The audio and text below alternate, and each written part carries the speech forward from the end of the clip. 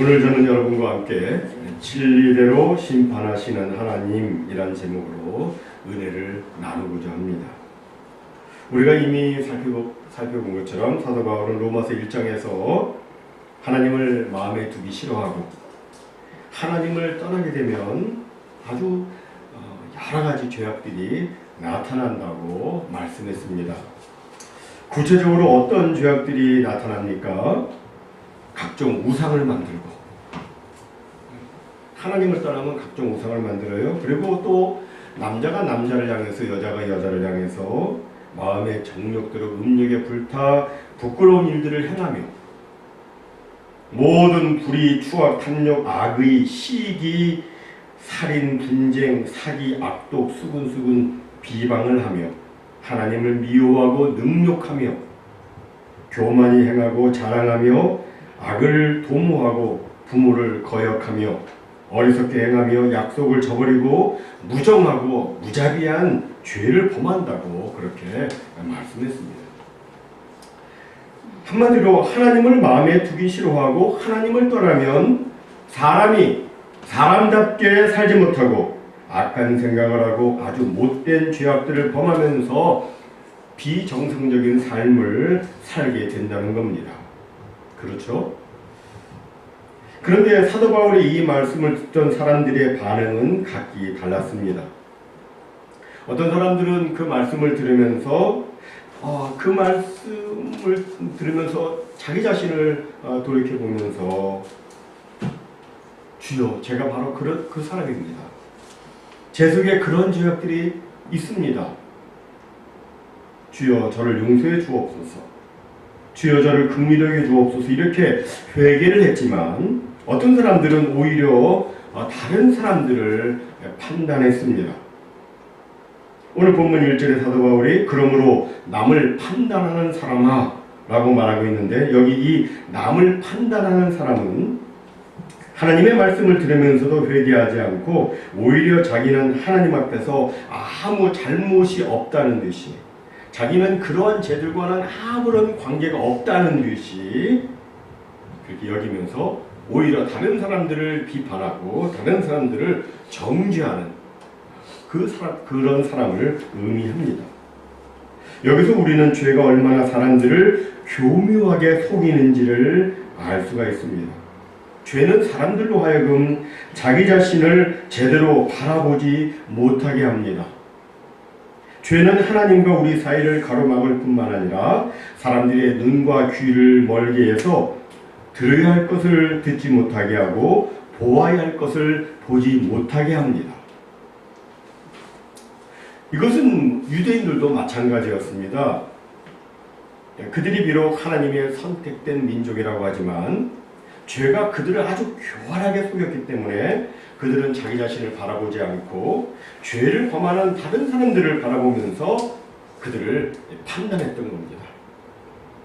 그러나 이것은 매우 잘못된 모습입니다. 왜냐하면 하나님의 말씀은 다른 사람을 생각하면서 듣기 전에 그 말씀을 듣는 당사자인 자기 자신이 그 말씀을 나의 삶 속에 적용하겠다고 하는 자세로 들어야 하기 때문입니다. 우리는 하나님의 말씀을 들을 때 그 말씀이 어떤 말씀이든지 하나님께서 나에게 주시는 말씀으로 받아야 합니다. 그래야 하나님의 은혜를 받게 되죠. 그런데 유대인들은 그렇지 않았어요. 그들은 이 사도 바울의 말씀을 들으면서 그 말씀을 자기에게 적용하지 않고 자꾸 다른 사람을 생각하면서 이 말씀은 누가 들어야 되는데, 이 말씀대로라면 누구누구는 정말 벌을 받아야 마땅하다 하면서 자꾸 남을 판단하면서 이 말씀을 들었던 겁니다.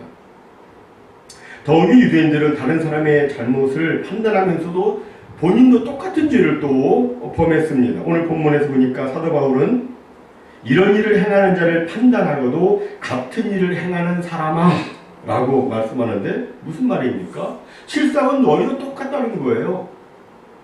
너희들이 지금 남을 판단하지만 실상은 너희들도 똑같다, 이렇게 말합니다. 예전에 한국에서 한참 데모가 심했을 때 그 운동권 학생들이 그 당시 기성세대와 정권을 엄청나게 비판을 했습니다. 소외된 사람들을 무시하고 자기 재산만 쌓고 불법으로 정치를 한다고 맹 비난을 했습니다. 그러면서 뭐라고 그랬어요? 부정부패 타도하자.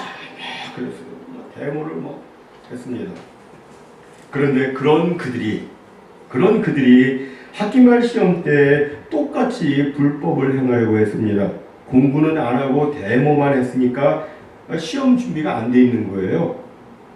그래서 이제 어떤 모범 답안을 만들어 놓고 그 답안을 돌려가면서 부정시험을 보려고 했는데 이것을 어느 교수님이 알았는지 교수님이 시험 보기 전에 칠판에다가 크게 이렇게 써놓았다고 합니다. 부정부패 타도하자.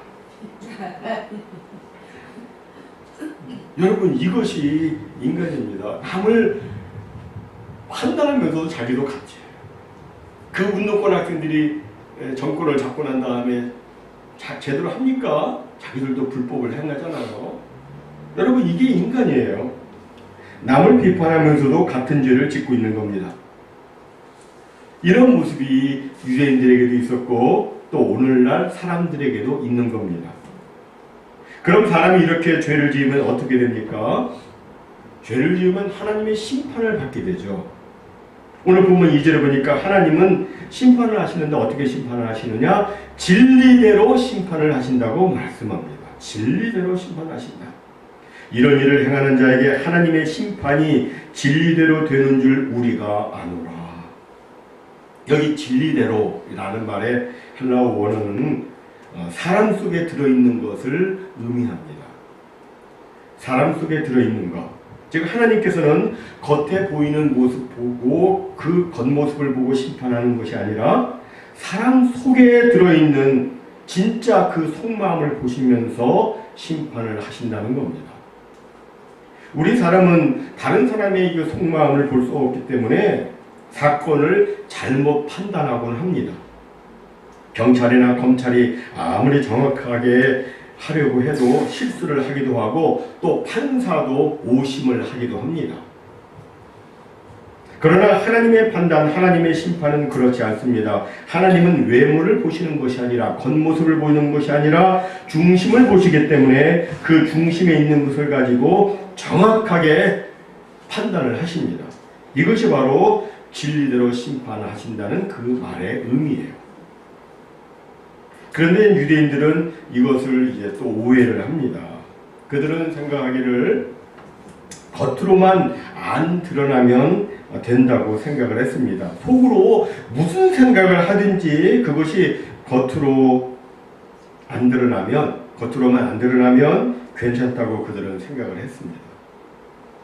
이런 현상은 교육을 많이 받은 사람이나 종교적인 사람, 그리고 상류 사회의 사람들에게서 많이 발견되는 모습이기도 합니다. 사실 겉으로 짓는 죄나 속으로 짓는 죄나 그 나타나는 현상은 정말 많이 다르지만 적어도 그 실체에 있어서는 똑같습니다. 뿌리는 똑같은 거예요. 그리고 어떤 면에서 보면 겉으로는 안 그런 척 하는 사람이 실제로는 내면에 더욱 강렬한 죄를 숨겨놓을 수 있으며 또 더 위선적일 수 있습니다. 유대인들은 겉으로 드러나지 않는다면 내면적으로 짓는 죄에 대해서는 하나님께서도 그리 문제 삼지 않으실 것이라고 생각을 했습니다. 하지만 바울은 그렇지 않다고 말합니다. 오늘 본문 3절 하반절에 보면 바울은 네가 하나님의 판단을 피할 줄로 생각하느냐? 라고 말씀하는데 무슨 말씀이냐면 어떤 경우에서도 하나님은 그냥 넘어가지 않으신다는 겁니다. 하나님은 진리대로, 다시 말해서 여러분과 제 속에 들어있는 그 속마음 실체를 기준으로 심판을 하십니다. 우리 사람은 겉모습을 가지고 판단을 하지만 하나님은 우리의 생각, 우리의 동기, 우리의 사고까지 다 아시기 때문에 그것을 근거로 해서 심판을 하시는 겁니다. 우리가 성경을 보면 사도 바울 당시 유대인들은 더 경건해지기 위해서, 더 경건하게 보이기 위해서 나름 많은 노력을 했음을 알 수 있습니다. 그러나 그들은 속마음으로부터 진정된 경건을 추구하지 않고 외적인 것에만 신경을 썼습니다. 그래서 그들의 종교인들이 입었던 유대인들이 입었던 의복을 보면 아주 화려하잖아요. 아주 거창하게 보이지 않습니까? 아주 그리고 또 특이한 행동을 합니다. 유대인들만의 그 특이한 행동을 해서 사람들의 시선을 자기에게로 다 끌어올리고 그렇게 하고, 이런 모습을 통해서 자기 자신이 무척이나 경건하다는 것을 사람들한테 나타내려고 했습니다. 그러나 주님의 눈에 그들은 회칠한 무덤이었습니다. 그들은 겉으로는 아름답게 보이나 그 안에는 죽은 사람의 뼈와 온갖 더러운 것이 가득했습니다. 실제로는 속에서 시체 썩는 냄새가 진동을 하고 각종 더러운 벌레들이 뼈에 달라붙어 꿈틀대고 있는데, 그 속에서는 그러한 일들이 일어나고 있는데 그들은 겉만 화려하게 장식을 했던 겁니다. 이렇게 보이면 그것이 경건이라고 생각을 했어요. 이것은 절대 하나님께서 원하시는 바가 아니었습니다.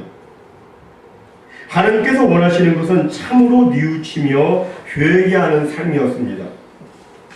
남을 판단하는 삶이 아니라 자신을 돌아보고 자신을 개혁하는 삶이었습니다. 그럼 구체적으로 어떻게 살아야 하나님께서 원하시는 그런 삶을 살 수 있습니까? 오늘 본문을 중심으로 짧게 3가지로 살펴보면, 첫 번째로 우리는 남을 판단하지 말아야 합니다. 사람마다 다들 자기 기준과 생각이 있어가지고요, 대화를 하면서 남을 판단하는 일들이 있습니다. 누구는 어떻고 자기 생각이 기준에서 그렇게 해요. 그러나 성경은 남을 판단하지 말라고 말씀합니다. 물론 이 말은 건전한 비평까지도 하지 말라는 말은 아닙니다. 건전한 비평은 발전과 성장을 위해서 우리에게 꼭 필요하죠. 건전한 비평은 필요합니다. 그러나 내가 심판석에 앉아가지고 다른 사람을 정죄하는 식의 비판은 안 됩니다. 아시스의 성 프란시스는 이렇게 말했다고 합니다. 그대가 이웃 누군가를 판단할 때 그의 실수, 그의 잘못에 대해서 그가 겪고 있는 아픔과 똑같은 정도의 아픔과 그의 허물을 인하여 흘리는 연민의 눈물이 없다면 이웃을 판단하지 마십시오. 즉 다른 사람의 아픔을 나의 아픔으로 삼아 함께 가슴이 메어지고 찢어지는 동일한 아픔을 느끼며 그의 실수를 안타깝게 여기는 연민의 눈물과 그의 회개를 위한 간절한 기도가 없다면 이웃을 판단하지 말라는 겁니다. 우리는 이웃을 도우려는 동기, 이웃을 사랑하는 동기, 이웃의 허물을 교정하여 새로운 삶의 장에 그를 다시 세우고 싶은 동기가 아니라면 이웃을 판단하지 말아야 됩니다. 다음 둘째로 우리는 우리 스스로를 먼저 살펴보아야 합니다. 주님께서는 이렇게 말씀하셨습니다. 외식하는 자여 먼저 내 눈 속에서 들보를 빼어라. 그 후에야 밝히 보고 형제의 눈 속에서 티를 빼리라. 무슨 말씀이에요? 남 비판하기 전에 먼저 자기 자신을 살펴보라는 겁니다. 자기 자신을 먼저 살펴봐라. 그럼 여러분 자기 자신을 살펴볼 때 무엇을 근거로 해서 살펴보아야 합니까? 하나님의 시각에서 성경적인 근거를 가지고 자신을 살펴보아야 합니다. 말씀의 거울 앞에 서서 자기 자신을 바라보아야 합니다. 종종 사람들은 그렇게 하지 않고 그런데 어떻게 해요? 다른 사람과의 상대적인 비교 평가를 합니다. 그리고 내가 그래도 저 사람보다는 낫지 않은가 라는 생각을 하는데, 그러나 이것은 옳지 않습니다. 우리는 하나님의 말씀의 거울 앞에 서서 자기 자신을 살펴보아야 합니다. 다음 3번째로 우리는 또 회개의 자리에 나아가야 합니다. 종종 보면 사람들이 반성을 하면서도 회개를 하지 않는 경우가 있습니다. 또 자기가 죄를 지어도 하나님이 즉시 벌하시지 않으시니까 어리석게도 여전히 죄 가운데 있는 사람들이 있습니다. 이에 대해서 사도 바울이 4절에서 이렇게 말하죠. 혹 네가 하나님의 인자하심이 너를 인도하여 회개하게 하심을 알지 못하여 그의 인자하심과 용납하심과 길이 참으심이 풍성함을 네가 멸시하느냐? 무슨 말씀이에요? 사람이 죄를 지을 때 하나님이 바로 벌하시지 않는다고 해서 마음을 강팍해 하고 마음을 완곡해 해서 하나님을 멸시하고 하나님을 모욕하며 더 죄를 짓지 말라는 거죠. 사실 하나님이 우리가 죄를 지을 때 바로 벌하시지 않는 것은 우리를 회개의 자리로 인도하기 위한 하나님의 풍성한 인자하심과 용납하심과 길이 참으심이 있기 때문입니다. 만약 우리가 죄를 범할 때마다 하나님이 그때그때 즉각적으로 벌하신다면 이 세상에 살아있는 사람은 하나도 없을 겁니다. 저는 오래전에 이 세상에서 사라졌을 거예요. 여러분이라고 다르실까요? 하나님이 죄를 지을 때마다 그때그때 즉각적으로 하나님께서 죄의 삭은 사망이니까 그 죄값을 하나님께서 요구하셨다면 이 세상에 살아남을 사람은 하나도 없습니다. 그러나 하나님이 인자하심으로 길이 참으시기 때문에 우리는 오늘 이렇게 살아있는 거죠. 여기 길이 참으신다는 것을 영어 킹제임스 버전에서는 long suffering이라고 번역을 해놓았습니다. long suffering. 이 단어는 long이라는 단어와 suffering이라는 단어의 합성어죠. 다시 말해서 오래 참는다는 건 뭐냐? 오래 참는다는 것은 오래 suffering, 오래 고통을 받는다는 의미예요. 다시 말해서 하나님의 오래 참으심은 하나님에게 오랜 고통이 된다는 거예요. 하나님은 의로우시고 거룩하시기 때문에 죄에 대해서 심판을 하셔야 하지만 사람들에게 회개의 기회를 주기 위해서 하나님은 자신의 거룩한 진노를 오래 참으시면서 고통을 겪고 계시다는 겁니다. 여러분, 하나님은 그냥 참으시는 게 아니에요. 고통을 오래 겪으시면서 참고 계십니다. 그런데 사람들은 이것을 몰라요. 하루를 천년을 하루같이 참으시고 심판하지 않으시니까 사람들은 하나님을 멸시하고 하나님을 우습게 봅니다. 하나님이 어디 있느냐고 합니다. 그래서 또 죄에 죄를 더하죠. 하나님은 사람들에게 복에 복을 주기를 원하시는데 사람들은 어떻게 해요? 그 반대로 악의 악을 더하고 죄의 죄를 더합니다. 너무나도 안타깝고 너무나도 슬픈 일입니다. 하나님이 그렇게 고통을 겪으시면서 오래 참고 계시는데 이걸 사람들이 모르는 거예요. 그래서 끝까지 어떤 사람은 끝까지 회개하지 않고 버팅기는 사람이 있어요. 여러분, 근데 그 사람이 끝까지 회개하기를 거절하면 어떻게 됩니까? 이에 대한 대답이 오늘 본문 5절에 이렇게 나와 있습니다.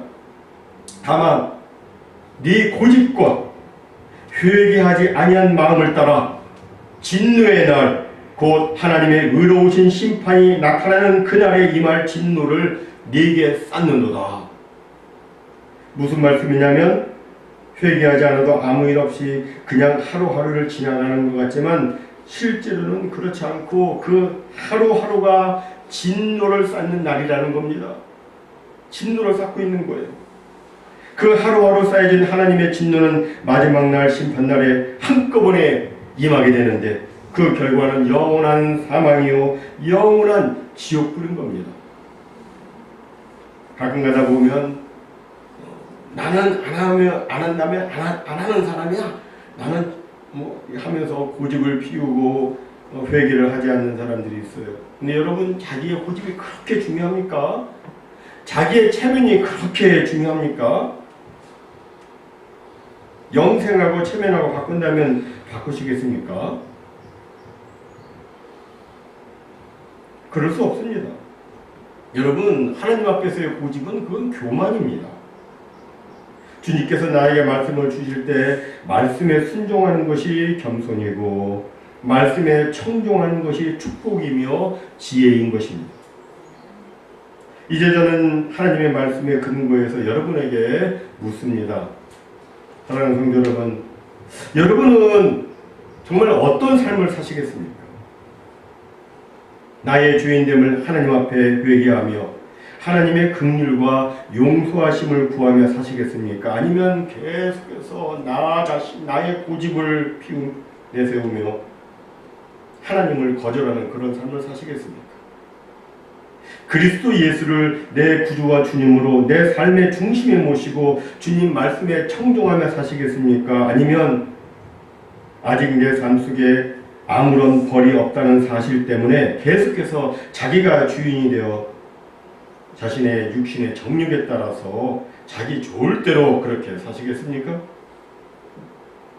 진정 여러분은 심령 깊은 곳까지 감찰하시는 하나님 앞에서 의와 진리의 거룩함을 입은 새 생명을 가진 새로운 하나님의 사람으로 사시겠습니까? 아니면 형식과 외식만 있는 그런 겉모습만의 종교인으로 사시겠습니까? 오늘 성령 하나님께서는 우리에게 분명한 결단을 촉구하십니다. 남 판단하지 말고 너 자신을 살펴보아라. 하나님 없는 사람들처럼 살지 말고 날마다 하나님 앞에서 의와 거룩을 추구하면서 살아라. 날마다 하나님 앞에서 살아라. 성령 하나님의 이 요청 앞에 이 시간 다시 한 번 더 결단하는 우리가 되기를 바랍니다. 정말 하나님께서 기뻐하고 원하시는 그런 온전한 신앙생활을 힘차게 펼쳐나가는 우리 모두가 되시기를 바랍니다. 그래서 참으로 우리 주님을 기쁘시게 하고 또 우리 주님이 인정하시고 우리 주님께서 자랑하시는 복된 우리 모두가 다 되시기를 주님의 이름으로 축원합니다. 아멘.